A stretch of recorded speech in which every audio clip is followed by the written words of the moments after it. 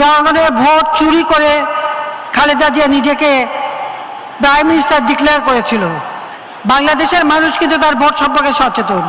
কেউ যদি ভোট চুরি করে এদেশের মানুষ কিন্তু মেনে নেয় না।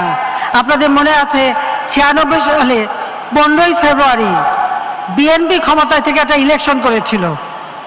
জনগণের ভোট চুরি করে খালেদা জিয়া নিজেকে প্রাইম মিনিস্টার ডিক্লেয়ার করেছিল। যেহেতু জনগণের ভোট চুরি করেছে, জনগণ কিন্তু মেনে নেয়নি। ওই বছরই 30শে মার্চ, অর্থাৎ মাত্র দেড় মাসের মধ্যেই ইলেকশনের, খালেদা জিয়া পদত্যাগে বাধ্য হয়েছিল জনগণের আন্দোলনের ফলে। ভোট চোরকে জনগণ কখনো গ্রহণ করে না। একই ঘটনা ঘটিয়েছিল 2001-এ ক্ষমতা আসার পর। জঙ্গিবাদ, সন্ত্রাস, 500 জায়গায় বোমা, গ্রেনেড হামলা, দুর্নীতিতে 5 চ্যাম্পিয়ন বাংলাদেশের ভাবমূর্তি মাটির সঙ্গে মিশিয়ে দিয়েছিল। আর ক্ষমতায় থাকার জন্য 1,23,00,000 ভুয়া ভোটার লিস্টে দিয়ে 2006 নির্বাচন ঘোষণা করেছিল।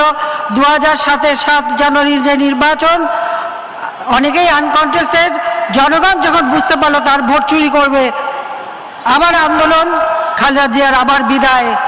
ভোট চোরকে এদেশের মানুষ কখনো মেনে নেয় না, মেনে নেবেও না। 2008 নির্বাচনে বিএনপি অনেক কথা বলে, তারা তো পেয়েছিল মাত্র 29টা সিট আর একটা উপনির্বাচনে, অর্থাৎ 300 সিটের মধ্যে মাত্র 30টা সিট পেয়েছিল তারা। কাজেই আমরা দেশের উন্নয়ন করে মানুষের আস্থা বিশ্বাস অর্জন করেই জনগণের ভোটেই বারবার সরকার এসেছি। এখন যতই এ ব্যাপারে মানুষকে বিভ্রান্ত করার চেষ্টা করুক, আমরা জনগণের ক্ষমতায়নে বিশ্বাস করি।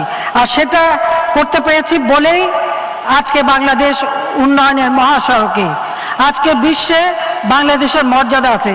কেউ আর বাংলাদেশকে হেয় করতে পারবে না, নিচু চোখে দেখতে পারবে না। বরং এখন আমাদের যারা বিদেশে যান নিশ্চয়ই পাবেন সকলে বাংলাদেশের মানুষকে সমীহ করে। কারণ আওয়ামী লীগ ক্ষমতায় থেকে বাংলাদেশের ভাবমূর্তি বিশ্বে উজ্জ্বল করেছে। এ ধারা অব্যাহত রাখতে হবে।